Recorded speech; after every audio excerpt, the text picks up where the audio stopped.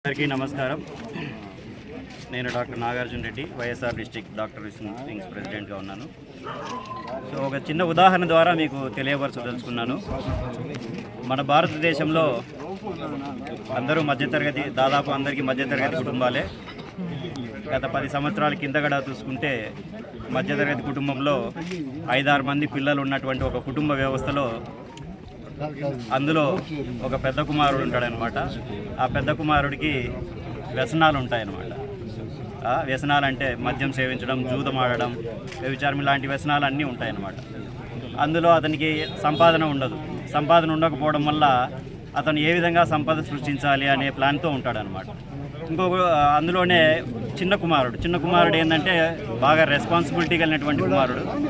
కుటుంబ వ్యవస్థకు సంబంధించి అన్ని విధాలుగా తన చాతుర్యంతో కష్టపడి రెక్కలు ముక్కలు చేసుకొని ఎండనక వాననక సంపాదించి కుటుంబాన్ని నడుపుతూ ఉంటాడు. ఇంకా రెండో కుమారుడు కొంచెం అటు ఇటుగా ఉంటాడనమాట. ఈ పెద్ద కుమారుడు ఏం చేస్తూ ఉంటాడంటే సంపద సృష్టిలో భాగంగా ఏదో ఒక డబ్బులు రావాలి కదా, ఇంట్లో ఉన్నటువంటి సామాన్లన్నీ బిందె సొట్టపోయింది, దీన్ని అమ్ముతానంటాడు. రేడియో సరిగా పాడడం లేదు, దాన్ని అమ్ముతానంటాడు. ఇంట్లో ఈ నగకు బంగారు మెరుగు పట్టించాలో తీసుకుపోతూ ఉంటాడు. ఇలా అన్ని ఇంట్లో ఉండేటన్ని సామాన్లన్నీ అమ్మేస్తూ ఉంటాడు అనమాట. అమ్ముతా సంపద సృష్టించుకుంటూ ఉంటాడు. కానీ చిన్న కుమారుడు ఏం చేస్తాడంటే ఏదో ఒక విధంగా కుటుంబాన్ని పైకి లాక్కొచ్చే విధానికి తన సాయశక్తులా కష్టపడి కుటుంబాన్ని నిలుపుకుంటూ వస్తూ ఉంటాడు అనమాట. ఈ విధంగా ఉంది మన ఈరోజు కుటుంబంలో మన కూటమి వ్యవస్థ పాలన. దాన్ని ఏదైనా ఒకటి అమ్మాలని చెప్పి ఋషికొండలు ఏం చేసినారో ఆ విధంగా పైన పెచ్చులు పడిపోతూ ఉంది. ఈ బిల్డింగ్ దేనికి పనికిరాదు, దాన్ని ఏదో విధంగా దేవుడికి ఒకరికి దారాదత్తం చేయాలని దాని మీద ఒక నెగిటివ్ క్రియేట్ చేసి అమ్ముకోవడానికి ఒక ప్రయత్నం.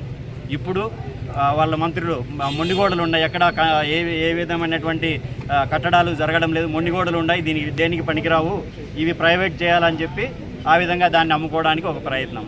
అంటే ఇవన్నీ ఎట్లా అంటే ఒక ఇర్రెస్పాన్సిబుల్ కొడుకు ఏ విధంగా ఉంటాడో ఒక కుటుంబ వ్యవస్థలో, అదేవిధంగా రాష్ట్రానికి ఒక ఇర్రెస్పాన్సిబుల్ ముఖ్యమంత్రిగా మన చంద్రబాబు నాయుడు గారు వ్యవహరిస్తూ ఉన్నారు. ఎందుకంటే ఆయన కట్టించింది ఏమీ లేదు.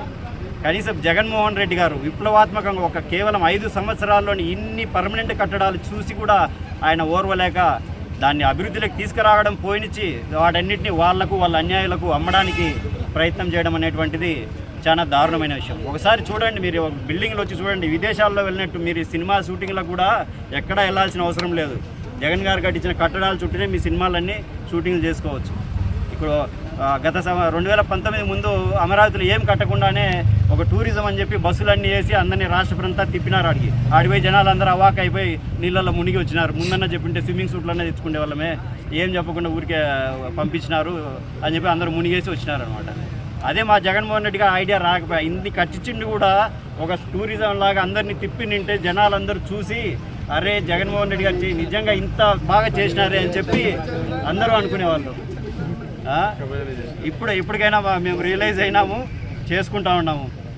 మేము కోరేది ఒకటే, ఇలా మీరు అభివృద్ధి చేయకపోగా మేము చేసిన వాటిని ప్రజలకు నిరుపయోగంగా చేసి మీరు మీ వ్యవస్థ అంతా పంచుకోవడానికి ఎటువంటి పరిస్థితుల్లో మేము సహించము.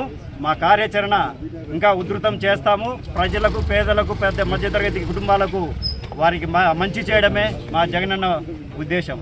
జై జగన్.